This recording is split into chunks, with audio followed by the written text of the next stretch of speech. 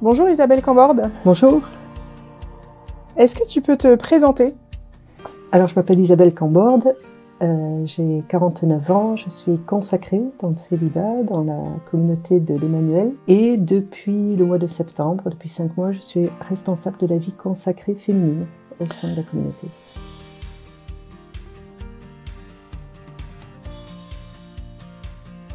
Donc consacrée dans le célibat pour le royaume, dans la communauté de l'Emmanuel. Donc tu n'es ni mariée, ni religieuse. Comment est-ce que, en quelques mots, tu peux expliquer ta vocation et ton état de vie? Alors, la vie consacrée, déjà, c'est un état de vie que certains hommes, certaines femmes embrassent en réponse à un appel du Seigneur, qui les appelle à suivre le Christ différemment, d'un peu plus près sans doute.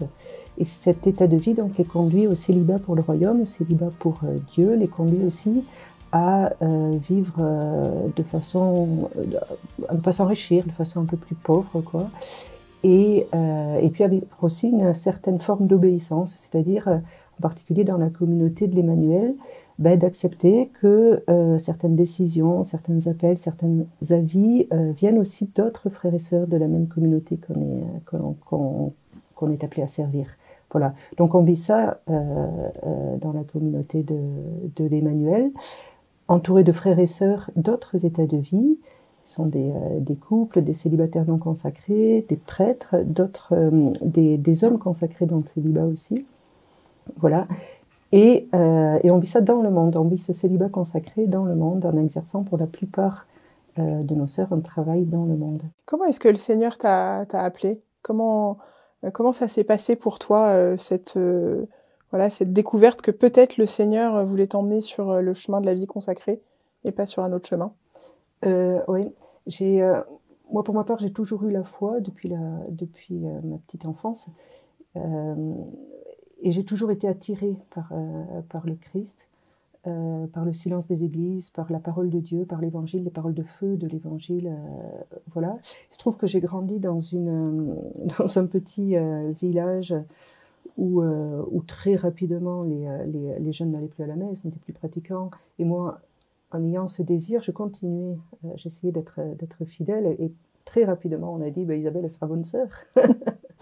Et on le disait autour de moi, je l'entendais autour de moi avec cette connotation assez méprisante. Vous voyez, une bonne sœur, c'était quelqu'un dans un milieu assez agricole, assez retiré du sud-ouest. Une bonne sœur, c'était quelqu'un qui était trop moche et trop bête et qui n'avait pas réussi à se marier. Alors moi, je me suis dit, mais non, jamais je serai bonne sœur. et voilà, alors toute ma jeunesse, ça a été un peu ça. J'étais partagée en deux, entre un grand désir du Seigneur et attirée par des figures de prêtres, de religieux qui étaient profondément amoureux du Seigneur, qui étaient autour de moi. J'étais attirée par Lourdes, qui était très proche de chez moi. Et puis, à côté de ça, je me disais, mais il ne faut pas que je me fasse avoir. Et donc, je vais tout faire pour... voilà. Alors, ça s'est traduit par une... je faisais du parapente, par exemple. Ne pas me faire avoir, c'est-à-dire? Je me disais, mais en fait, si j'en fais trop, voilà, le Seigneur va me prendre, quoi. Vous voyez ? Et donc j'essayais de me persuader que le Seigneur n'allait pas m'appeler à ce genre de vie. Je me disais en faisant de la haute montagne ou du parapente, mais c'est bon, une sœur ça fait pas ça. Alors voilà. Et j'ai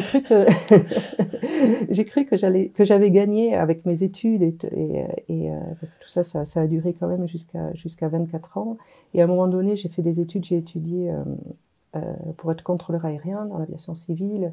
Et j'ai signé un contrat de 10 ans avec l'aviation civile où eux, ils me donnaient un travail, mais en contrepartie, je m'engageais à rester 10 ans. Voilà. Et quand j'ai signé ce truc-là, je me suis dit, mais c'est bon, là j'ai 21 ans, j'ai une dizaine d'années pour me marier, ça devrait aller, parce que je ne connaissais pas les sœurs de l'Emmanuel, et pour moi, une sœur, c'était Mère Teresa, quoi. Vous voyez ? Et donc là, j'avais ce travail pendant 10 ans assuré, je m'étais dit, c'est bon.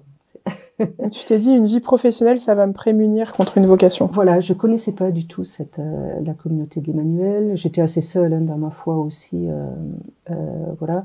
Et alors comment le Seigneur a récupéré ma rejointe? Il se trouve que je venais d'arriver à Paris pour le travail. c'était pas la joie parfaite, parce que quand on vient des montagnes des Pyrénées, arriver à Paris, c'était pas forcément un choix évident.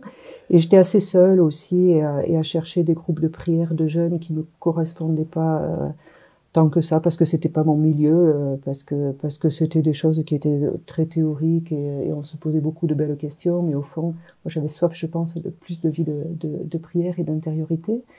Et mais au milieu de tout ça, il m'a été donné quand même de rencontrer un groupe de prière de la communauté de l'Emmanuel, de vivre le pèlerinage de Chartres avec les jeunes de l'Emmanuel, et l'été 1999, de venir à Paray-le-Monial pour la première fois, où je préparais un pèlerinage vers Compostelle, toute seule, et de façon à la fois à marcher, mais aussi à réfléchir un petit peu sur ma vie.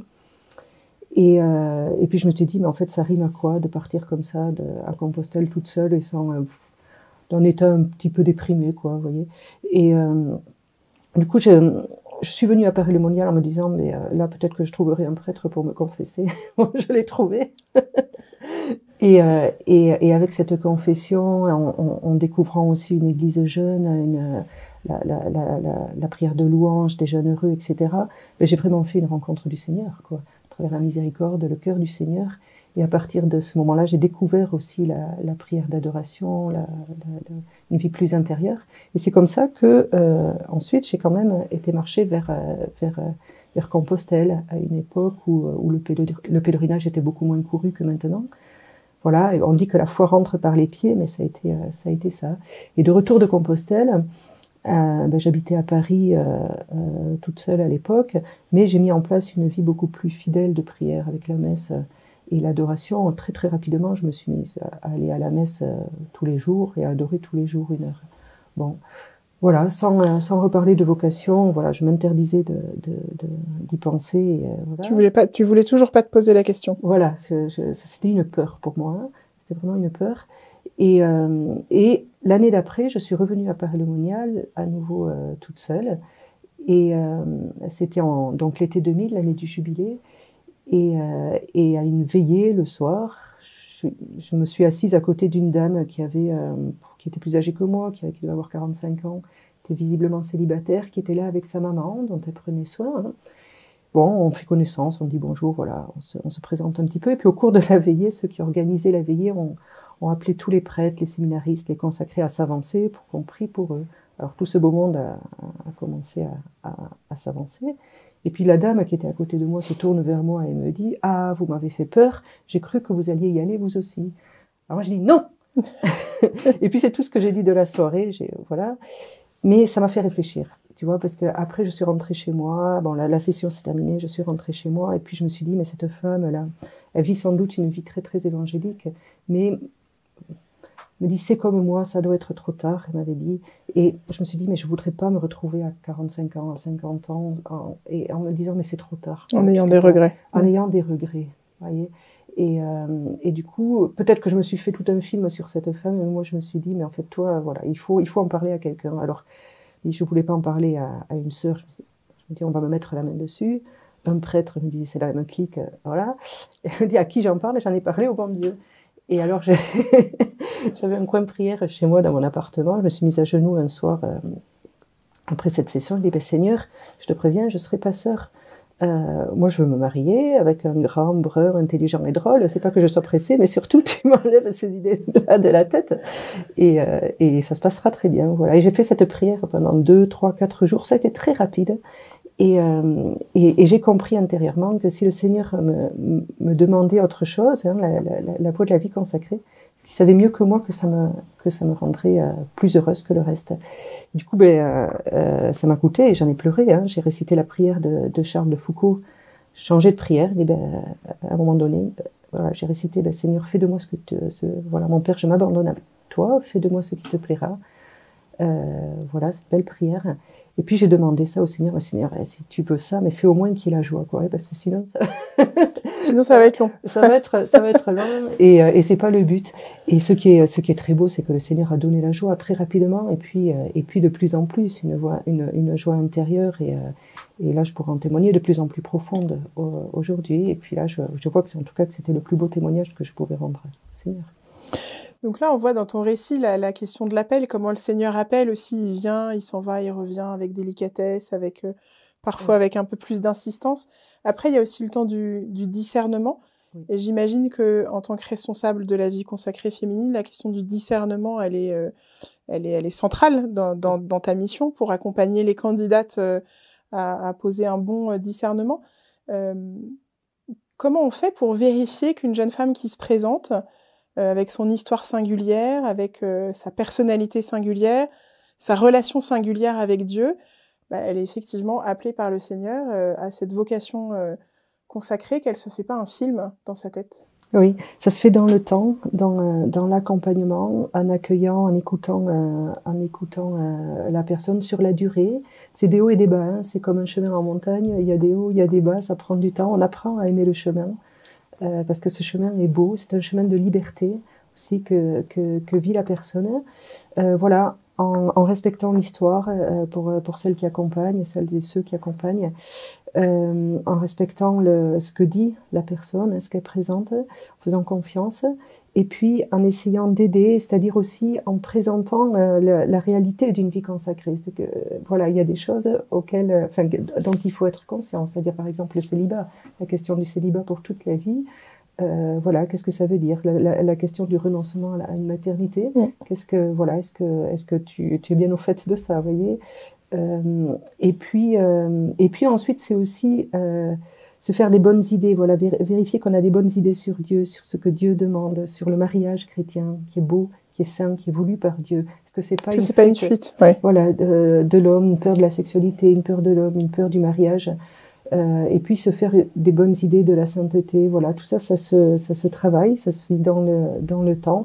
Et puis on vérifie aussi la question de la communauté.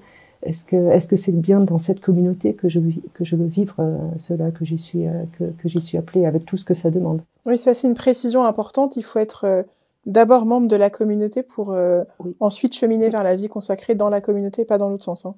Voilà, c'est ça. On chemine. Alors souvent on accueille des jeunes femmes qui sont en cours de cheminement dans la communauté et la fraternité de Jésus. Parfois souvent les étapes ne sont pas, parce que tout ça prend du temps. Et l'appel, c'est bien aussi qu'il arrive jeune, parce que quand ça arrive jeune, le temps du mariage n'est pas passé. Donc on voit bien que c'est pas par défaut quoi qu'on choisit cet état de vie. Est-ce qu'il y a des critères objectifs que vous regardez pour aider la candidate à discerner, oui, pour lui dire oui ou pour éventuellement lui dire non? Oui, on regarde les aptitudes. Voilà, quelqu'un qui serait pas appelé, enfin quelqu'un en tout cas dont on verrait que la vie de prière est compliquée, qui ne tient pas, voilà, ou qui ne trouve pas sa joie dans une vie de prière. Bon, mais ça va nous poser question. Dans la communauté de l'Emmanuel, si on voit que le travail pose un problème régulièrement avec ça va nous poser question aussi. Il y a des choses très très objectives. La vie dans la communauté de l'Emmanuel, est-ce que j'aime aller en maisonnée, est-ce que j'aime être avec des frères et sœurs, est-ce que je suis fidèle au week-end communautaire, est-ce que j'y trouve ma joie, mon repos aussi, est-ce que je me ressource là, voilà. Je suis interpellée par le terme d'aptitude. Oui. Ça veut dire quoi aptitude, on entend capable, pas capable, oui. C'est peut-être. Oui, il y a des personnes qui ne seront peut-être pas capables qui n'auront peut-être pas les capacités de vivre une telle vie consacrée, avec ce que ça demande aussi de force du témoignage dans le monde, par exemple. Il faut du caractère, hein, quand on est prof, quand on est médecin, quand on est entouré de gens qui n'ont pas la foi, il faut pouvoir le vivre.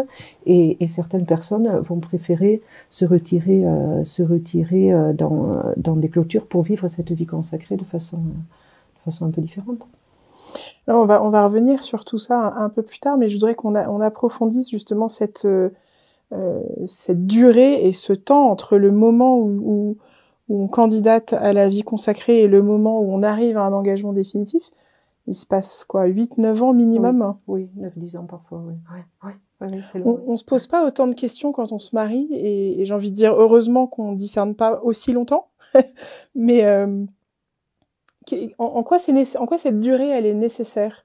En quoi c'est nécessaire de passer plus de temps à discerner un appel à la vie consacrée qu'un appel au mariage, par exemple?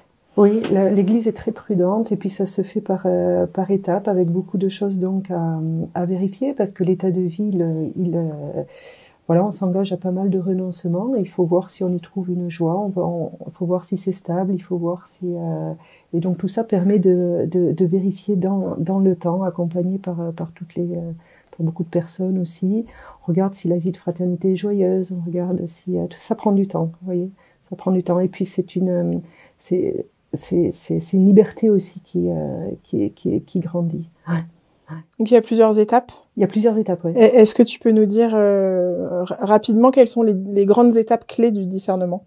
Les étapes, les étapes que nous on marque, il y a une première étape qui est l'étape d'accueil, où la postulante, la personne est accueillie par la communauté, elle ne porte pas de signe extérieur de consécration, donc c'est quelque chose qui reste assez discret.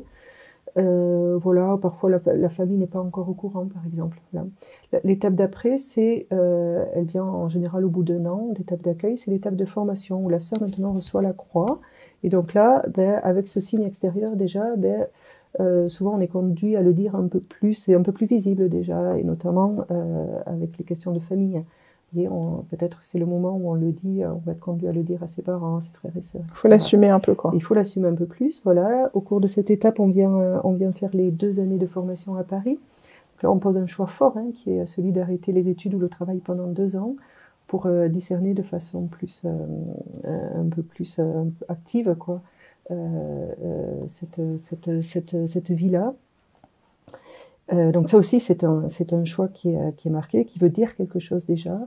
Et puis ensuite, à l'issue de ces 2 années, la sœur va retourner dans le monde, exercer un travail, vivre en fraternité, et vivre la vie normale d'une sœur consacrée de la communauté de l'Emmanuel, même au bout de 10 ou 15 ans d'engagement définitif, quoi. Donc elle vit déjà de cette vie-là, elle voit toujours plus si ça lui convient, et puis elle va recevoir à un moment donné la tenue commune. Alors ça aussi c'est une grande étape, parce que voilà, quelqu'un qui était habillé en jean tous les jours, du jour au lendemain, il faut aller au travail comme ça, quoi.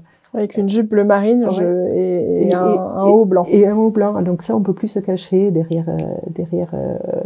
On peut pas juste rentrer sa croix. On peut pas juste rentrer sa croix. Même si souvent, moi par exemple, pour avoir travaillé comme contrôleur aérien, je rentrais la croix parce que par respect, pour les personnes qui étaient autour de moi, et parce que une croix ça peut heurter, mais je pouvais y aller comme ça, habillée en bleu et blanc, et donc bon, au bout d'un certain moment, les gens se posent des questions. Ça, c'est une étape. Les gens nous renvoient une certaine image de nous-mêmes. Ça veut dire que voilà, tout d'un coup, je dois me comporter aussi comme voilà, je suis figure d'église, je représente quand même quelque chose vis-à-vis des autres. Donc ça, c'est une grande étape qui fait grandir en général beaucoup. Voilà, et puis après, si tout ça, ça se passe dans la joie, si tout ça, on voit que la sœur grandit en liberté, il y a une joie qui s'installe de plus en plus, une paix aussi qui s'installe de plus en plus. On arrive aux étapes d'engagement, donc avec un premier engagement qui est de 3 ans, et toujours, voilà, si ça se passe bien, si à la fois du côté de la personne, à la fois du côté de l'Église en face, représentée par les accompagnants. Oui, le discernement est toujours double. Il y a un engagement définitif. Est-ce que dans ton discernement personnel, il y a eu un moment de bascule qui t'a fait dire oui, vraiment, c'est là que le Seigneur m'appelle. Peut-être qu'il me reste encore des questions, mais la force de l'évidence fait qu'il n'y a plus de doute. Oui, à un moment donné, on le sait. Vous voyez, c'est haut et c'est bas, ces montagnes-là, petit à petit, quand même, elles s'aplatissent, quoi. Vous voyez, ça devient des collines, et puis petit à petit, ça n'empêche pas les questions qui demeurent. Les questions, les crises, de chaque vie, mais profondément, on sait qu'on est appelé à ça, et on dit oui, et on est conduit à dire ce oui pour toute la vie, dans la joie, quoi. Et dans un grand abandon aussi, parce qu'on ne sait pas de quoi demain sera fait, mais à la fois on fait confiance, mais on sait que c'est ça. Ouais. Il y a eu un moment un peu charnière où tu t'es dit là, là c'est certain, là c'est sûr et j'ai plus vraiment de doute. Pour moi, les choses se font plus dans le temps. Je Petit pas à petit. souvenir, je pourrais pas citer un moment plus qu'un autre. Ça se fait moi voilà, plus dans la durée. Il n'y a pas plus une parole qu'une autre. C'est un ensemble de choses et dans la durée que ça s'est fait. Ça c'est pour moi. Alors après, comme pour les prêtres, comme pour les religieux, religieuses, comme pour les couples mariés, il y a la question de la fidélité qui se pose. Ouais. C'est pas tout d'avoir choisi, il faut durer dans le choix qu'on a fait. Sans se laisser happer par la vie professionnelle, sans se laisser happer par la vie mondaine. C'est quoi les pièges qu'il faut éviter quand on est consacré? Les pièges... et les moyens de les éviter. Ouais, les pièges d'une vie consacrée comme la nôtre qui est dans le monde, je pense que c'est les sollicitations du monde. C'est-à-dire qu'on est pris par la vie de ce monde qui est très belle, mais qui est à la fois, voilà ce que tu dis, rempli de pièges qui sont une frénésie. Voilà, on est sollicité par beaucoup de choses, par la société de consommation, par les écrans, et on peut être conduite comme ça hors de la prière et voilà, d'autres choses qui peuvent... C'est ça, finalement s'installer dans une routine où Dieu n'a plus tellement sa place. Voilà, quoi. où on fait rentrer des idoles, quoi. C'est-à-dire on se passionne pour d'autres choses voilà. Et si on garde pas ce cap de la relation avec le Seigneur, oui, ça peut être un piège. Ça peut être un piège. Et du coup, qu'est-ce qui permet de rester accroché au Seigneur, de pas raccourcir jour après jour son temps de prière et son temps d'intimité avec lui? Enfin, à quel niveau se situent les garde-fous? Alors, moi, j'ai été marquée là-dessus par une lecture moi, je peux me passionner, par exemple, parce que j'ai un tempérament qui est comme ça. Je m'intéresse à beaucoup de choses, voilà, et je me disais, mais fais attention, là, tu te passionnes peut-être un peu trop pour ça. Bon. Et j'avais lu un bouquin d'un grand dominicain là qui avait été supérieur de l'ordre dominicain. Il disait que à un moment donné, lui, il parlait de la chasteté, lui, dans cette page-là, et il disait qu'il avait eu du mal en tant que jeune dominicain à vivre ça, et il s'était dit, mais comment je vais faire tout ça? Il dit, à ce moment-là, j'ai décidé de me passionner pour les études. Il s'est passionné pour la théologie, lui. Et moi, ça m'a aidé. Je me suis dit, mais en fait, on peut se passionner aussi pour le Seigneur. Vous voyez, y a ce monde qui nous sollicite et tout ça, voilà. Mais passionne-toi. On peut se passionner pour Dieu, pour la prière, pour sans cesse revenir à lui, essayer d'entrer dans le mystère du Seigneur, dans une relation toujours de plus en plus profonde, quoi, de descendre dans la spiritualité, dans la connaissance du Seigneur, de l'Évangile. On n'a jamais fini. Et c'est ça qui est beau. Et je pense qu'on peut réellement se passionner. Et donc de savoir, en sachant ces risques, une fois qu'on est averti, on y fait attention. C'est-à-dire que on y fait vraiment attention, je crois, de revenir à ce temps qui pour nous est primordial, à la prière de tous les jours, à la rencontre avec le Seigneur. Est-ce que la formation initiale, tu parlais tout à l'heure des 2 ans de formation à Paris, où là les sœurs sont entre guillemets sorties du monde pour un temps.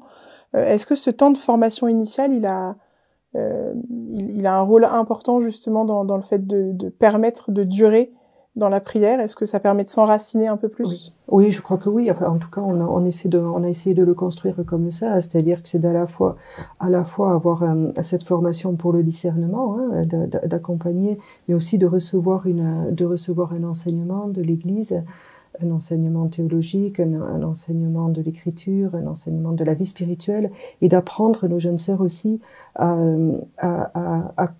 alimenter, vous voyez, à se nourrir tous les jours après pour toute la vie, savoir où chercher la nourriture, voilà, quel bouquin je dois lire, quelle formation je dois faire, comment j'entretiens cette relation avec le Seigneur. Ça, je pense que c'est quelque chose qui pour moi qui est l'un des points les plus essentiels, d'apprendre à gérer cette vie consacrée, cette vie d'union à Dieu pour la vie. Pour le long terme, sur le long terme. Comment les sœurs sont accompagnées au long cours? Elles sont accompagnées comme toute personne de la communauté de l'Emmanuel. Elles ont une accompagnatrice communautaire. Qui concerne la vie communautaire.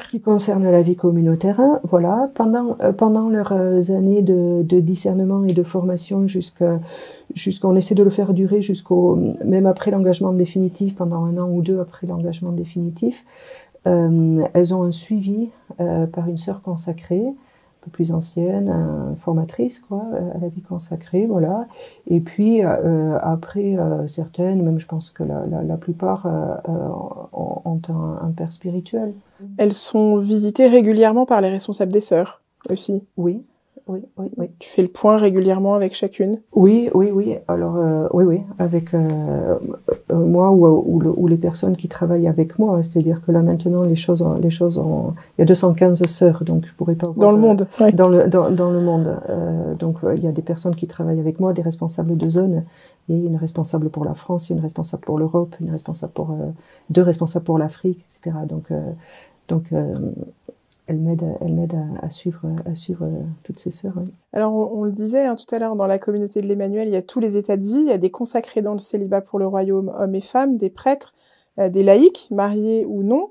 Qu'est-ce que la communion des états de vie vous apporte, à vous qui êtes consacrés dans le célibat pour le royaume? Est-ce que, quand c'est plus difficile, ça vous aide à être fidèle, de partager cet appel communautaire avec d'autres? Oui. Voilà, je peux répondre par un petit témoignage peut-être, parce que j'étais la semaine dernière pour du travail, j'ai passé 2 jours dans une famille, chez un couple de la communauté. Mais, tu vois, ils m'ont touchée parce que ils sont dans la campagne. Tous les matins de la semaine, ils font 15 ou 20 minutes de route pour aller à la messe, pour être fidèles à la messe, et puis après ils restent pour adorer. Et ils ont une grande responsabilité dans la communauté. Et voilà, chaque semaine, ils font 1 heure de route pour se rendre en maisonnée le lundi soir. Comme c'est des petites routes de campagne, en particulier l'hiver où il peut y avoir du verglas, ils restent dormir chez des frères. Et ils rentrent que le mardi matin chez eux. Bon, ça semble rien, hein, mais vous voyez, mis bout à bout, sur des semaines, des mois, des années, en fait c'est ça la sainteté, de partager la parole avec nos frères et sœurs. C'est ça qui construit notre sainteté. Moi en tout cas, quand j'ai vu ça, je me suis dit, c'est beau quoi. Et ça me pousse à être fidèle et à vivre ce que je dois vivre. Et c'est comme ça, je crois, qu'on se soutient les uns les autres, avec une grande joie, une grande simplicité au fond, d'avoir des familles qui se donnent, avoir des prêtres qui sont fidèles, et de pouvoir être emmaisonnés aussi avec nos frères prêtres, tout simplement, quoi. Et partager la parole entre nous, c'est très très beau. Et puis de voir que chacun, là où il est, a ses difficultés particulières et que c'est ensemble qu'on peut les surmonter, et que c'est ensemble qu'on peut s'encourager, se soutenir. Oui, oui. Est-ce que, alors certaines d'entre vous, consacrées dans le célibat, vous vivez en fraternité à 2 ou 3 consacrés ensemble. Est-ce que la vie en fraternité, c'est un soutien aussi, en tout cas pour la vie de prière, pour avoir un équilibre de vie, voilà, d'avoir une sœur qui peut dire eh oh, mais c'est exactement ça. Je t'ai pas vu prier aujourd'hui. Oui, enfin, je sais pas si vous le dites de temps en temps, mais oui ou pas, mais en tout cas les sœurs nous aident. Et moi je suis très très attachée à la vie de fraternité, qui est pas toujours simple, hein. Et puis malheureusement elle peut pas être vécue partout parce que les conditions font que voilà, il y a des sœurs aussi qui habitent toutes seules, entourées de frères et sœurs de la communauté. Donc elles ont quoi qu'il en soit une vie communautaire riche. Mais cette vie fraternelle avec d'autres consacrés, quand elle peut être vécue, est très riche. Et moi je vois bien que pas tout le temps facile, mais que si je regarde 5 ou 10 ans en arrière, les sœurs avec qui j'ai vécu m'ont fait grandir. Et Pierre Goursat parlait des petits cailloux qui se frottent. Pierre Goursat, qui est le fondateur de la communauté. De la communauté, il disait des frères et sœurs, en fait c'est comme si on mettait des cailloux dans un sac et puis ils se frottent entre eux, mais petit à petit, avec le temps, ils se polissent quoi aussi. Et dans la vie fraternelle, c'est ça, et c'est très très beau, parce qu'on se soutient, oui, quand il faut aller prier, c'est plus facile. C'est plus facile. Et puis quand on pourrait partir aussi d'un côté de l'autre, il y a une sœur qui va dans la correction fraternelle, dans simplement, voilà, parce qu'aussi on vit simplement et avec notre vie qu'on met sous le regard des autres aussi, quand même plus ou moins, ça nous garde, en fait, ça nous garde, c'est très beau. Est-ce que ça t'est arrivé de douter d'être à la bonne place depuis que tu as pris ton engagement définitif, de vouloir tout envoyer promener, te dire mais en fait je rêverais d'avoir un mari, des enfants et une vie entre guillemets comme tout le monde. Non, pas du célibat consacré, non. J'ai eu mes crises, j'ai passé quelques crises de me dire, mais qu'est-ce que je fais à ce poste, qu'est-ce que je fais à ce travail, qu'est-ce que je fais dans cette ville, ou qu'est-ce que je fais. Donc ouais, plus sur le plan professionnel. Oui, oui, voilà. On parle beaucoup de la crise du milieu de vie, voilà, je pense que pour peut-être qu'il y en a d'autres qui vont venir, mais en tout cas, il paraît on fera une émission dans 10 ans. Il paraît qu'il y en a, voilà, que c'est jamais fini, mais en tout cas, j'ai vécu des choses comme ça, mais j'ai jamais regretté, j'ai jamais douté de l'appel à une vie consacrée, non. Comment est-ce qu'on gère, comment est-ce qu'on apprivoise ou qu'on accepte ce renoncement à la maternité, hein, tu en parlais tout à l'heure.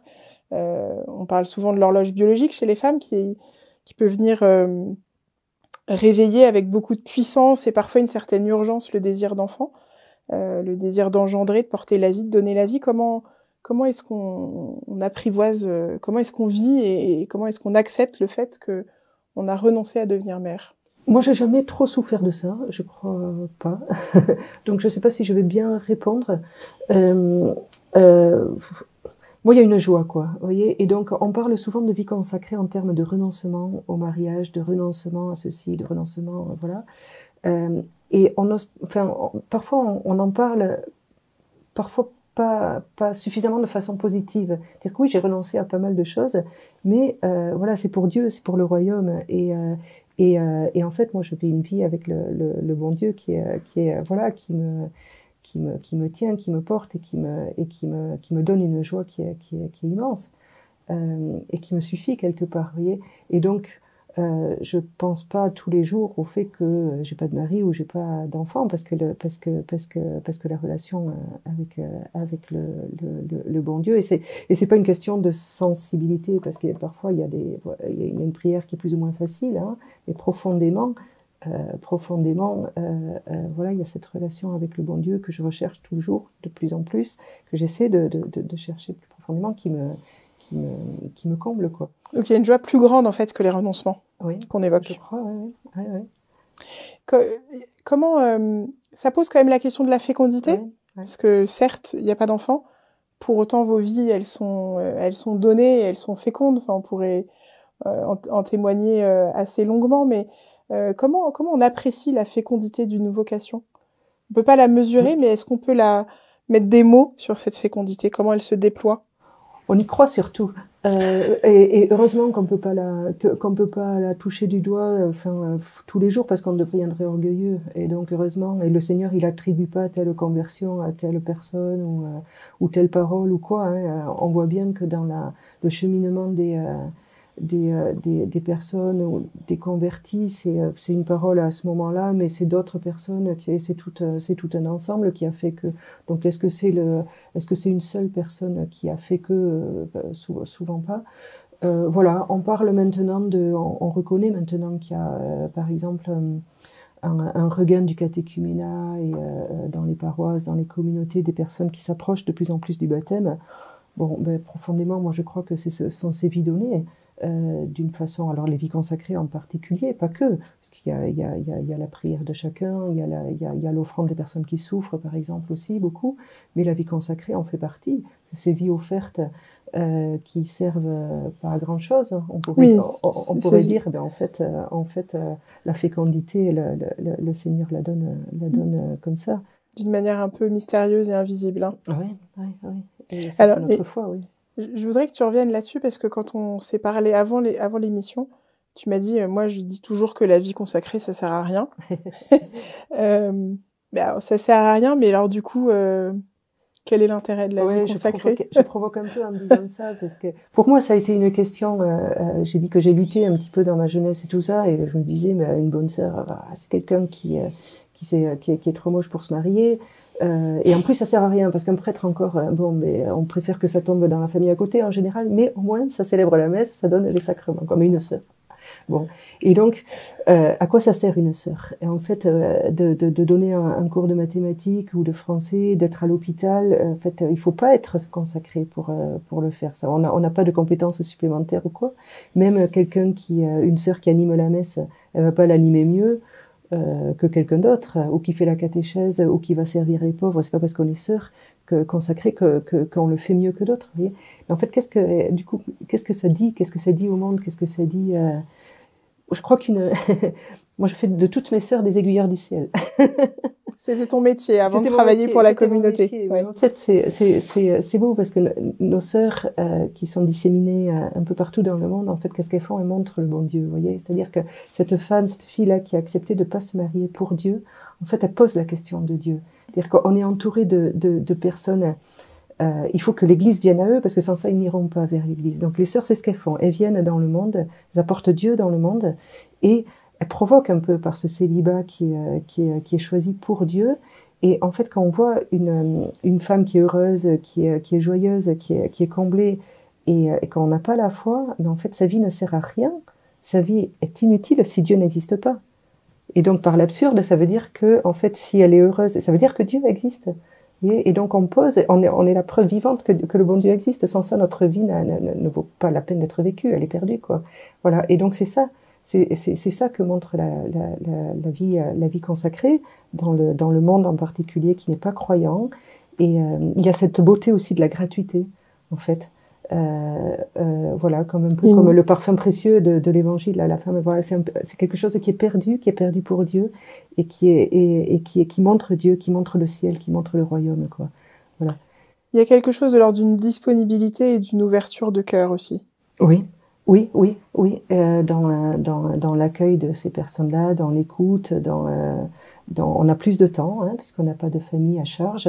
On a plus de temps pour la prière, on a plus de temps aussi pour aller écouter. Moi, quand j'étais dans les tours de contrôle là, à Roissy, je veillais à prendre du temps pour aller dans les bureaux, pour aller écouter les uns les autres, à écouter, m'intéresser à la vie de chacun, être proche, quoi, se faire proche des personnes. Et pour moi, ça a été une joie, parce que de pouvoir vivre ça dans le monde et d'apporter le bon Dieu là, dans des milieux complètement incroyables, là, maintenant, ça a été vraiment une grande joie. Et du coup, le témoignage dont tu parles, on voit bien qu'il peut se vivre de plein de manières différentes, de manière pas forcément explicite. Et d'ailleurs, tu peux pas toujours donner un témoignage explicite. Est-ce que toi, tu pouvais dire que tu étais consacrée dans le célibat pour le royaume, dans la communauté de l'Emmanuel, dans ton travail ou pas? Oui, je le disais. J'étais habillée comme ça tout le temps, donc bon, je faisais partie du paysage, hein, à force. Donc j'étais la bonne sœur qui était contrôleur aérien, vous voyez. Et alors j'en parlais, oui. Alors on peut pas en parler tous les jours et dans le temps, ça marque quand même, parce que voilà, c'est pas un épisode, c'est pas une rencontre là simplement comme ça, comme on peut faire dans l'évangélisation de rue. Ça s'inscrit moi j'ai fait dans la durée. Dans la durée. Moi j'ai bossé 2 fois 12 ans dans deux endroits différents, quoi. Donc on côtoie quand même les personnes sur du long terme. Ils nous voient vivre. C'est très beau. Et le fait d'être en bleu et blanc comme ça, en fait, ça signifie aussi qu'on peut le vivre sans parole. Forcément, quoi. Alors de temps en temps, il faut parler. Moi, là où j'essayais d'être attentive, c'est tu sais, quand on est accompagné par un prêtre, par quelqu'un qui est un peu plus âgé dans la foi, on voit bien que ce qu'on aime bien, au fond, c'est qu'il fasse pas le chemin à notre place, mais qu'il ouvre une porte. Et nous, on s'y engouffre, et puis là, le Seigneur vient nous prendre, et on découvre tout un chemin, quoi. Et la personne qui nous accompagne, en fait, elle fait pas tout le chemin, mais il nous donne quelques indices, quelques voilà. Moi, ce que j'aimais, c'était faire ça avec mes collègues, me dire, mais celui-ci, celle-là, quel petit pas je pourrais lui faire, quoi. Et alors, c'est donner un bouquin. Quelle porte je peux l'aider à ouvrir. Voilà. Et pour lui faire un petit pas, pour initier un chemin vers le Seigneur. Alors, il faut être malin comme les serpents, hein, comme dit le bon Dieu le Jésus dans l'Évangile, quoi. Mais c'est magnifique, quoi, de pouvoir le vivre comme ça. Est-ce que tu as eu des témoignages au moment où tu as quitté ton travail il y a quelques mois, de personnes qui sont venues te voir en te disant voilà ce que vous m'avez aidé à faire, quoi, et à vivre? Oui, j'ai eu beaucoup de marques d'affection et beaucoup de voilà. Alors et puis en même temps, ils m'ont fait comprendre aussi parce que moi je me disais quand la communauté m'a appelée, c'était pas si simple que ça, hein, de quitter, de répondre à cet appel-là qui était de devenir responsable donc de la vie consacrée. je voyais, j'avais la parole de Saint Paul en tête, là, tous ces avantages dont j'étais pourvue, je les ai considérés comme déchets. Il y avait pas mal d'avantages à mon travail, puis il y avait surtout un métier que j'aimais beaucoup, puis ces personnes-là aussi que j'aimais beaucoup, et puis le fait d'être dans le monde qui équilibrait beaucoup de choses aussi dans ma vie, voilà. Et puis ils m'ont dit, là certains m'ont dit, mais alors ils m'ont dit félicitations pour ta promotion. Et en même temps, ils m'ont dit aussi, mais tout ça, on voit que ça a du sens pour toi. Et ils m'ont fait comprendre, en fait, que ben oui, d'être la vie consacrée, en fait, c'est ma vie, quoi. Plus que de diriger des avions et de porter maintenant, d'être la responsable de cette vie consacrée, en tout cas de la faire d'essayer de la faire grandir, de la nourrir, de veiller sur elle, sur cette vie consacrée. En fait, c'était ça ma vie au fond, et que ça avait beaucoup de sens pour moi. Et ça, c'est mes collègues qui me l'ont fait comprendre. Qui en miroir t'ont montré en me le disant comme ça. Et tout le monde il y a ceux qui comprennent, on sait pas trop d'ailleurs. Hein, moi, quand j'avais dit que j'étais toute jeune et que j'allais venir habillée différemment en bleu et blanc, l'une de celles qui comprenait le mieux m'avait demandé si j'allais être ordonnée. Et donc ça, c'est celle qui comprenait le mieux ce que. Oui, parce qu'on peut préciser que vous ne recevez pas de sacrement spécifique au moment de la consécration. Le seul sacrement c'est celui du baptême. C'est celui du baptême, ouais. À la différence des prêtres. Oui. Oui. Alors, tu as beaucoup parlé de la joie. Oui. Et d'ailleurs, elle se voit. je crois qu'on peut dire qu'elle se voit. Les consacrés s'engagent à mener une vie simple et joyeuse.